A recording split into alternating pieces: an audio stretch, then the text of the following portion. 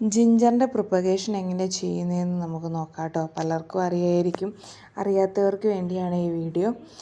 ഇത് ചാണകപ്പാൽ മുക്കി വെച്ച് ഉണങ്ങിയ ഇഞ്ചിയാണ്. എന്നിട്ട് ഇനി ഇത് നമ്മൾ നട്ടു കൊടുക്കാൻ പോവുകയാണ്. മുള വന്നിട്ടുണ്ട് കേട്ടോ. ഇത് നമ്മളൊരു ഡ്രൈക്കകത്തേക്കാണ് നടുന്നത്. ഡ്രൈക്കകത്ത് അടിയിൽ ഓട്ടയിട്ടിട്ടുണ്ട് വെള്ളം വാർന്നു പോകാൻ വേണ്ടിയിട്ട്. എന്നിട്ട് അതിനകത്തേക്ക് ഒരു ലെയർ മണ്ണിട്ട് കൊടുക്കുകയാണ് ചെയ്യുന്നത്. ആദ്യത്തെ ഒരു ലെയർ മണ്ണിടുകയാണ് ചെയ്യുന്നത്. മണ്ണിൻ്റെ മേലെയായിട്ട് വീണ്ടും അടുത്ത ലെയർ കരിയില ഇട്ട് കൊടുക്കുന്നു. നല്ലോണം കരിയില ഇട്ട് കൊടുക്കുക. കരിയില ഇട്ട് കൊടുക്കുന്നതിൻ്റെ ഉപകാരം എന്താണെന്ന് വെച്ച് കഴിഞ്ഞാൽ മണ്ണിന് നല്ല ഇളക്കം കിട്ടും. ഇത് ഇപ്പം മണ്ണിൻ്റെ അടിയിൽ മുള പൊട്ടി ഉണ്ടാകുന്ന സാധനം ആണല്ലോ. അത് കഴിഞ്ഞ് അതിൻ്റെ മേലെ വീണ്ടും ഒരു ലെയർ മണ്ണും കൂടി ഇട്ട് കൊടുക്കുവാണ്.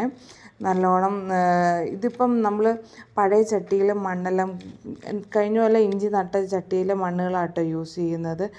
അതിനകത്തേക്ക് വളം അധികം മിക്സ് ചെയ്തിട്ടില്ല. കരിയിൽ ഇങ്ങനെ ചേർക്കുന്നതുകൊണ്ട് അധികം വളം മിക്സ് ചെയ്യേണ്ട കാര്യമില്ല. അത് കഴിഞ്ഞിട്ട് വീണ്ടും ഒരു കരിയിലേൻ്റെ ലെയറും കൂടി ഇട്ട് കൊടുക്കുകയാണ്.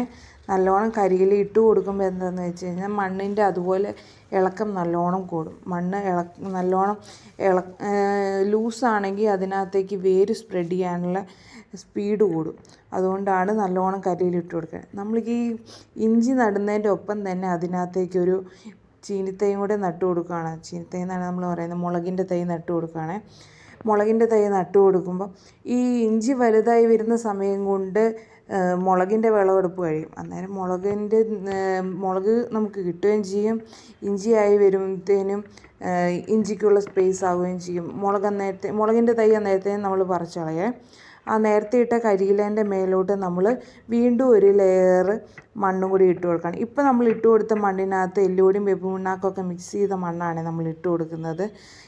മേലോട്ട് വരുമ്പോൾ നല്ല വളക്കൂറുള്ള മണ്ണ് ഇട്ട് കൊടുക്കുന്നത്. അതെല്ലാം നല്ലോണം വൃത്തിയാക്കി ഇളക്കിയിട്ടതിന് ശേഷം അതിൻ്റെ മേലെ നമ്മൾ കുറച്ച് ചാണകപ്പൊടി വിതറി കൊടുക്കുകയാണ്. നല്ലോണം ഈ ഇഞ്ചിക്ക് പൊതുവേ എല്ലുപൊടി വേപ്പിൻ പിണ്ണാക്ക് ചാണകപ്പൊടി ആ വളങ്ങളൊക്കെ ഉപയോഗിച്ചാൽ മതി. പിന്നീട് നമ്മൾ കുറച്ച് നാൾ കഴിയുമ്പം മണ്ണ് കൂട്ടി ഇട്ട് കൊടുക്കുമ്പോൾ തന്നെയാണെങ്കിലും എല്ലുപൊടിയും വേപ്പിൻ പിണ്ണാക്കും ചാണകപ്പൊടിയൊക്കെ മിക്സാക്കിയ മണ്ണ് ഇട്ട് കൊടുത്താൽ മതി. ഇനിയിപ്പം നമ്മൾ അതിൻ്റെ മേലോട്ട് ഇഞ്ചി വെക്കുകയാണ് ചെയ്യുന്നത് കേട്ടോ. ഇതിപ്പോൾ ചാണകപ്പാൽ മുക്കി ഉണങ്ങി ഒരു തണുപ്പുള്ള പ്രദേശത്ത് വെച്ച് ഒരു 2 മാസമൊക്കെ കഴിയുമ്പോഴത്തേനും നല്ല മുള വന്ന ഇഞ്ചിയാണ് നമ്മൾ നടാൻ വേണ്ടി എടുക്കുന്നത്. ഇത് ഇനിയിപ്പോൾ ഡ്രൈക്കകത്തേക്ക് നമ്മൾ വെച്ച് കൊടുക്കുകയാണ്.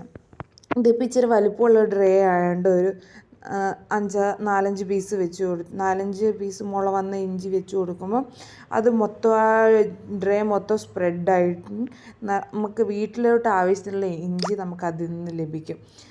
നമ്മൾ ഇപ്പോൾ പുറമെ പോയി ഇഞ്ചി വാങ്ങുമ്പം നമുക്കറിയില്ലല്ലോ വളം എന്തേലും ഇടുന്നതാ, നല്ല വളമാണോ, എന്ത് വളമാണ് യൂസ് ചെയ്യുന്നത് എന്നൊന്നും നമുക്കറിയില്ലല്ലോ. നമുക്ക് വീട്ടിൽ തന്നെ സ്വന്തം ആവശ്യത്തിന് ഇഞ്ചി ഉണ്ടെങ്കിൽ നല്ലതല്ലേ. അത് കഴിഞ്ഞ് നമ്മൾ അതിൻ്റെ മേലെ വീണ്ടും ഒരു ലെയർ കരിയില ഇട്ട് കൊടുത്ത് അതിൻ്റെ മേലെ വീണ്ടും നല്ല വളമുള്ള മണ്ണാണ് വീണ്ടും മേലെ ഇട്ട് കൊടുക്കുന്നത്. മണ്ണും കൂടി ഇട്ട് കൊടുത്ത് നമ്മൾ സെറ്റാക്കുകയാണ്. ഡ്രൈ സെറ്റായ